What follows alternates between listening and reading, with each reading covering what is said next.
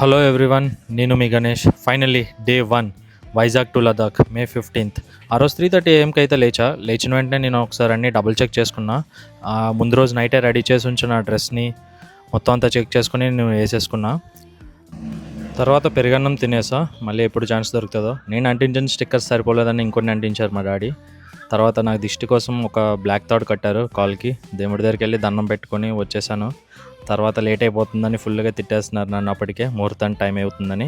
లక్కీగా నేను ముందు రోజే పెట్రోల్ కొట్టేసా బండికి, అండ్ ఆల్సో గాలి కూడా మొత్తం పెట్టించేసుకున్నా. సో వెంటనే బండిని అక్కడ పెట్టేసి మా డాడీ వచ్చి మళ్ళీ హనుమాన్ది కట్టారు. తర్వాత నేను నా బ్యాగ్స్ అన్నీ ఫటాఫట్ మనీ వెంటనే లోడ్ చేసేసాను. తాడులతో పాటు అన్నీ పెట్టేసా.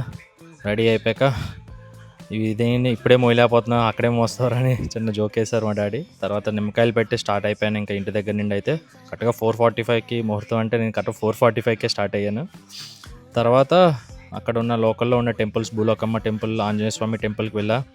అక్కడ అయిపోయినాక మళ్ళీ మా అమ్మ ఛాన్స్ దొరికింది, గ్యాప్లో బొట్లు అంటించేశారు.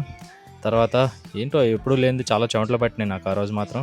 కొబ్బరికాయ లాస్ట్కి మా మెయిన్ రోడ్ మీద ఉన్న ఆంజనేయ స్వామి దగ్గర కొట్టేసా. మా డాడీ ఈ లోపు వ్లాగ్ చేశారు. ఆ వ్లాగ్ తర్వాత పెడతా ఏం చేశారో నా మీద. వాళ్ళ బెస్టింగ్స్ కూడా తీసుకొని నేను ఇంకా స్టార్ట్ అవుతున్నా కంప్లీట్గా. ఒక అరౌండ్ 5 అయింది అప్పటికి. సో ఫైనల్గా ఒక వీడియో తీసుకున్నా మా పేరెంట్స్తో. అప్పుడు ఇంకా స్టార్ట్ అయ్యాను అక్కడి నుండి.